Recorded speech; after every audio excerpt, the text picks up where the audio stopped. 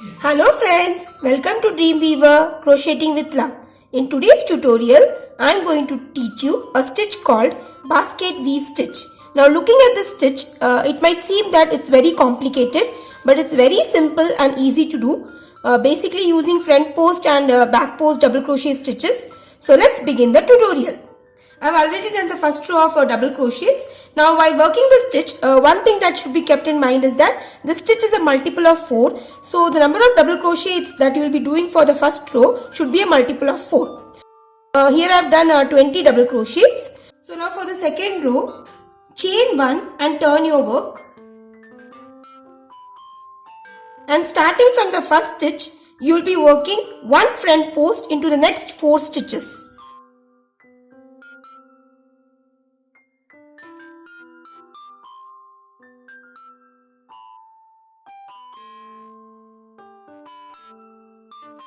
So here I have done the 4 front post double crochet stitches.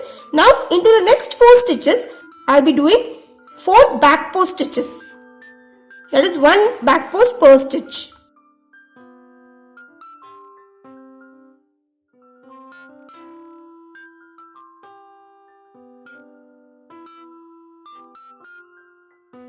So here I have done the 4 back post. So the sequence of this round is very simple. Work 4 front post stitches followed by 4 back post stitches. Just continue working like this till the end of the row. So here I have done the second row, where the sequence that I followed is working 4 front post followed by 4 back post. So you have to just continue till you reach the end. So now once this is done, again chain 1 and turn your work. Now for the row 3, it's very simple. What we'll be doing is just following the pattern that we had done in the earlier row. That means if the stitch is a back post, then you'll be working a back post on it, and if the stitch is a front post, you'll be working a front post on it. So starting from the first row, since this is a back post, I am working a back post. Moving to the next stitch.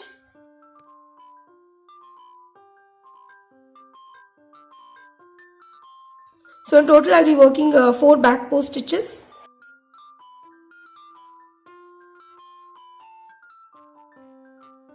Now I have 4 front post stitches.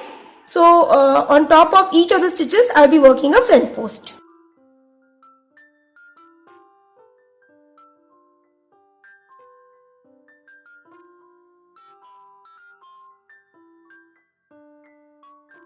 So just continue working like this, working a front post on top of front post and a back post on top of back post till you reach the end of the row.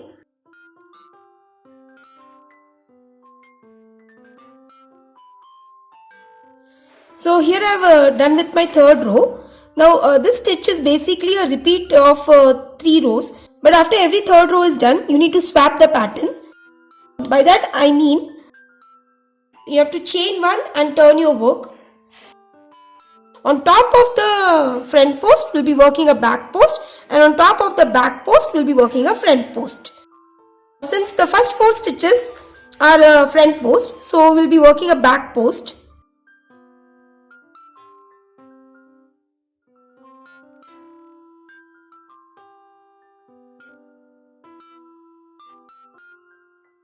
And now we have 4 back post stitches, so I'll be working 1 front post on each of them.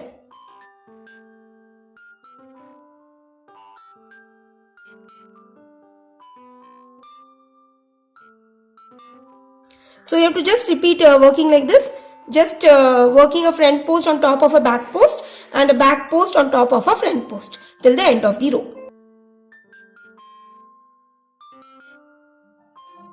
So here I have done with my 4th row, where I have changed the pattern sequence which I had explained before.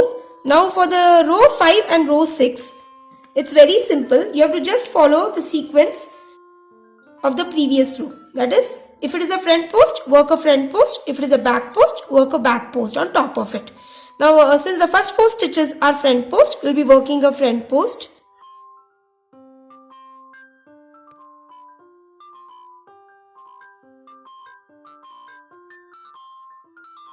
The next 4 are back post. Again, I'll be working a back post on top of it. So just continue working like this till the end of the row.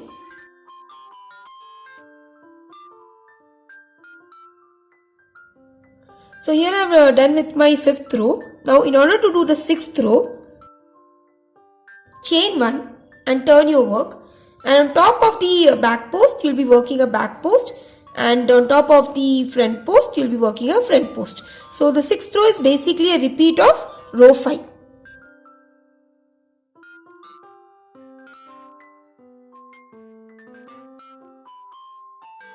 So just continue working like this till the end of the row. So here I have done the 6th row. Now as you can see, this exactly resembles pattern while weaving a basket. That's why it is referred as a basket weave stitch. Now in order to make this pattern more clearer, I'll explain you how it is done exactly. Now this is basically a repeat of 3 rows. Once you have done your 3rd row, the 4th row would be swapping between the front post and back post. That is, on the top of front post you will be making a back post, and on top of back post you will be working a front post. And later on, the next 2 rows after making the 4th row will be just a repeat of the 4th row. You need not change the pattern. You have to just follow. That is, if it's a back post, make a back post, and if it's a front post, just make a front post on top of it. So when you do it like this, you will see such kind of pattern getting formed.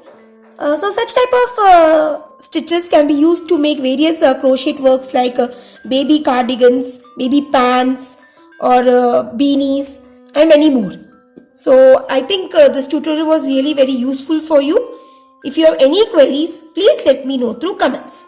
Thanks for watching and have a wonderful day.